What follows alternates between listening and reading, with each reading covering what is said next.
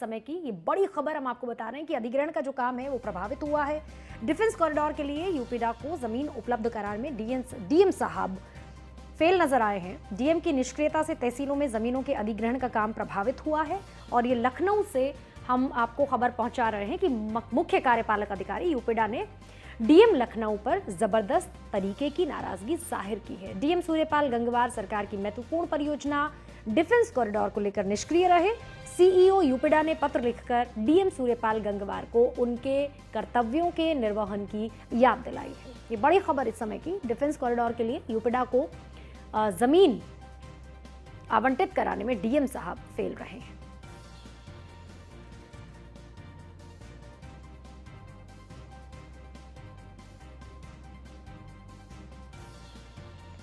DM Suryapal Gangwar सरकार की महत्वपूर्ण परियोजना डिफेंस कॉरिडोर को लेकर पूरी तरीके से निष्क्रिय रहे हैं और सीईओ यूपीडा जो हैं उन्होंने खत लिखकर डीएम को उनके कर्तव्यों की याद दिलाई है।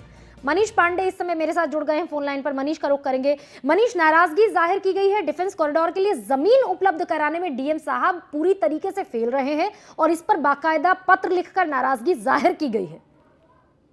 जी बिल्कुल, देखिए डिफेंस कॉरिडोर यूपी गवर्नमेंट का एक बड़ा महत्वपूर्ण प्रोजेक्ट है। गृह मंत्री अमित शाह ने खुद उसका शिलान्यास किया था और उसको बड़े बृहद स्तर पर उसका काम लखनऊ में चल रहा है।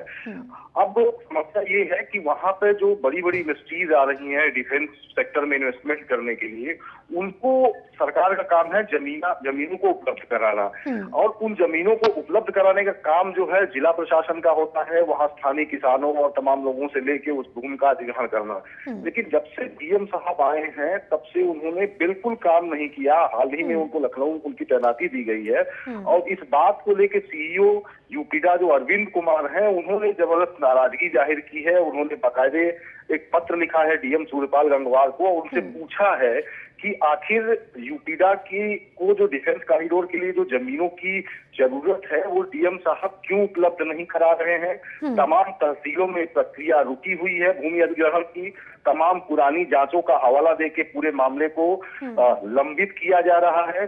कई बिंदुओं में जवाब मांगा है और उन्होंने साफ तौर पे ये भी लिखा है सर्वोच्च प्राथमिकता पर इस काम को कराया जाए। और जो बिंदु उन्होंने दिए हैं, क्योंकि 2 महीने पहले डीएम साहब ने जमीनों की उपलब्धता के लिए एक बैठक भी की थी लखनऊ में और तमाम अधिकारियों के साथ बातचीत भी की थी, लेकिन उसके बावजूद 2 महीने के बाद भी अभी तक भी फाइल आगे नहीं बढ़ी। तो कहीं ना कहीं जो सरकार की एक महत्वपूर्ण परियोजना है राजधानी लखनऊ के लिए, वहां लखनऊ में बैठे डीएम साहब की स्थिति ये है कि ऐसी परियोजना जिसमें केंद्र से लेकर राज्य सरकार दोनों लगातार नजर बनाए हुए हैं, उस परियोजना को डीएम साहब की लेट लतीफी का शिकार होना पड़ रहा है। मनीष, लेकिन कारण क्या रहा कि सीईओ साहब को खत लिखना पड़ा, डीएम साहब इस स्तर पर निष्क्रिय हो गए? क्योंकि इतनी महत्वपूर्ण परियोजना है, उसके बावजूद किसी प्रशासनिक अधिकारी का इस तरीके से निष्क्रिय होना, इसके पीछे कारण क्या है? ये समझ में आ पाया है क्या? आखिर क्यों?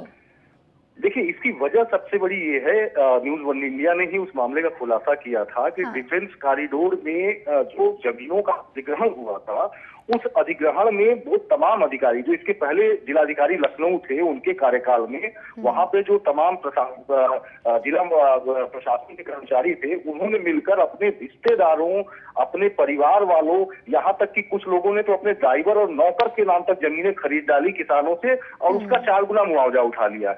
ये खबर जब न्यूज वन इंडिया पर चली थी, इसी समय तत्कालीन प्रमुख सचिव गृह अपर मुख्य सचिव गृह अवनीश अवस्थी ने इस मामले की संजीदगी को समझा था और बाकायदे एक जांच कमेटी बनाई थी जिसमें कई लोग आरोपी थे और कई लोगों के खिलाफ कार्यवाहियां हुई, कई लोगों का निलंबन हुआ। तो कहीं न कहीं उसी मामले को दिखाते हुए सीएम साहब इस मामले को टरकाने में लगे हुए हैं, क्योंकि उन्हें मालूम है कि भूमि अधिग्रहण का जो काम है यहाँ पर राजधानी का मामला है और खेल तो होना ही है, खेल हुआ भी है, तो कहीं उनके हाथ ना जल जाए, इस वजह से वो अपने कम से कम अपने हाथ खींच रहे हैं। और हालांकि उन्हें ये सोचना चाहिए कि सरकार की इतनी महत्वपूर्ण परियोजना है, अगर इन तमाम चीजों बिल्कुल बहुत और प्रोएक्टिवनेस यहाँ पर नजर आनी चाहिए थी, लेकिन प्रोएक्टिवनेस तो छोड़ दीजिए, जो सामान्य एक्टिवनेस है, जिस तरीके की सामान्य एक्टिविटी होनी चाहिए थी वो भी यहाँ नजर नहीं आई मनीष। और निश्चित तौर पर इस पर जिस तरीके से खत लिखकर नाराजगी जाहिर की गई है उसके बाद हो सकता है कि चीजें बेहतर तरीके से, सकारात्मक तरीके से आगे बढ़े। बहुत बहुत शुक्रिया मनीष आपका इस पूरी बातचीत के लिए।